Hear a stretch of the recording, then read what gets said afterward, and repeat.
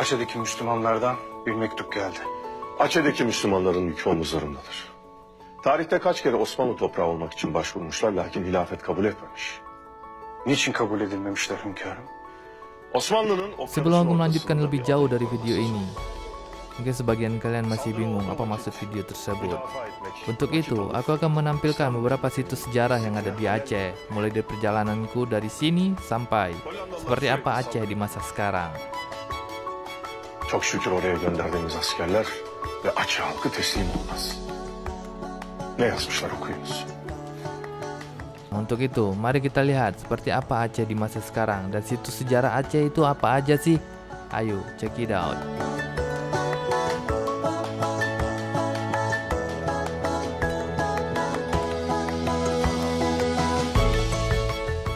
So what's up? Kembali lagi dengan aku Reza Maulana di channel. Baiklah, sebelum saya masuk ke lebih jauh tentang perjalanan saya menelusuri situs-situs sejarah Aceh, saya akan menjelaskan awal mula Aceh dan bagaimana Aceh itu terbentuk dari sini. Masuknya Islam ke Indonesia yang berlangsung di Medan pada tanggal 17 sampai 20 Maret, yaitu Islam pertama kalinya telah masuk ke Indonesia pada abad ke-7 Masehi.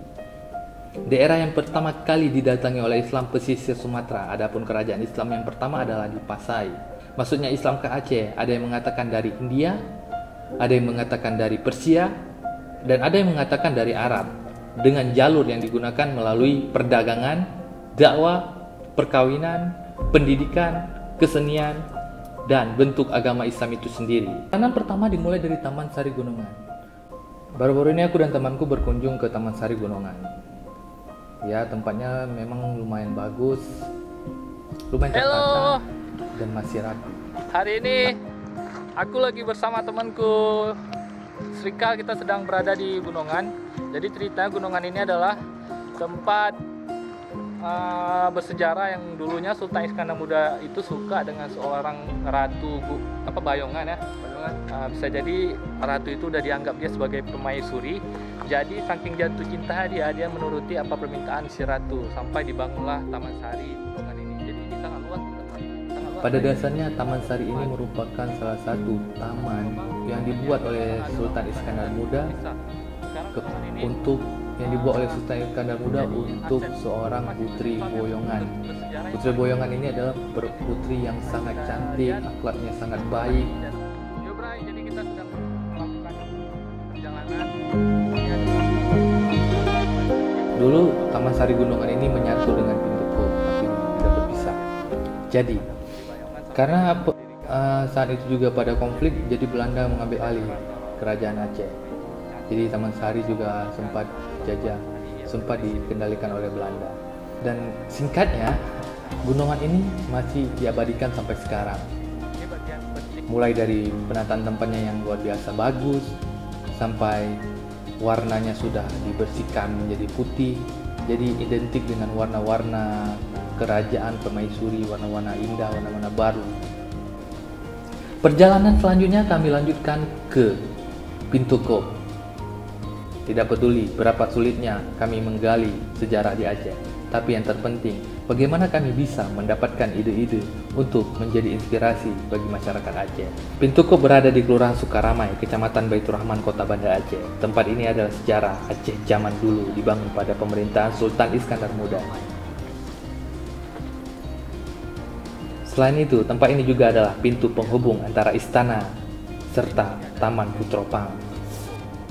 Pintu Kop ini merupakan pintu gerbang dengan bentuk kubah. Pintu Kop ini adalah tempat beristirahat Putri Pang jika selesai berenang, posisinya tak jauh dari gunungan.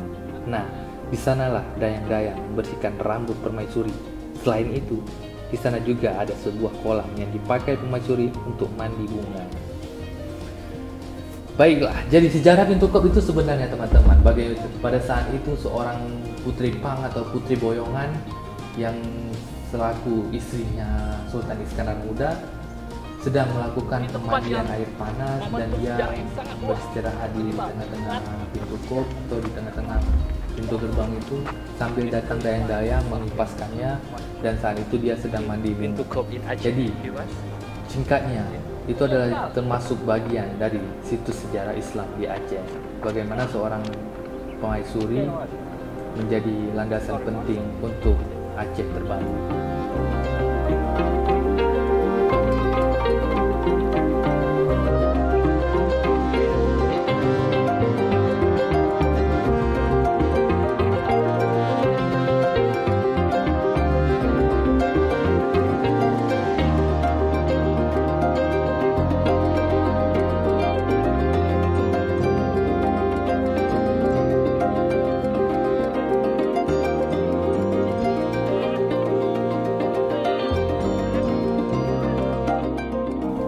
Dari beberapa penjelasanku, aku juga bertanya dengan pendapat-pendapat dari orang sekitar. Ada juga mereka yang berpendapat seperti ini. Sejarah Islam di Aceh itu apa aja? Taunya sih yang di Losmawe, Apa tuh? Samudra Pasai yang ada kuburan Malikus Saleh itu. Yang selain itu? Selain itu, kurang tahu. Ada juga yang berpendapat seperti ini.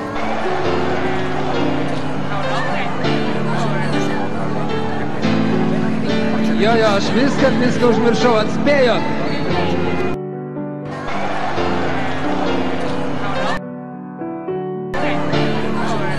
Bahkan ada yang tidak tahu sama sekali. Peninggalan Islam di Aceh itu apa aja? Gak tahu. Apa ya? Itu sejarah Islam di Aceh itu apa aja sih, Mas? Kalian bisa lihat sendiri apa yang terjadi ketika situs sejarah dihilangkan. Generasi ke depan tidak akan paham lagi tentang sejarah. Masa depan kita akan hilang dan kita tidak akan mengenal masa lalu. Tanpa sejarah kita bukan apa-apa. Mungkin kalau misalnya Sultan Iskandar Muda tidak ada, mungkin Aceh tidak jadi seperti sekarang. Kalau tsunami tidak mengancam Aceh, mungkin Aceh tidak bisa jadi seperti sekarang. Kalau Aceh tidak pernah dilanda konflik, mungkin juga Aceh tidak akan menjadi seperti sekarang. Untuk itu, mengenal diri pribadi dan mengenal leluhur kalian melalui situs-situs sejarah yang ada di Aceh. Saya Reza Maulana. See you next time.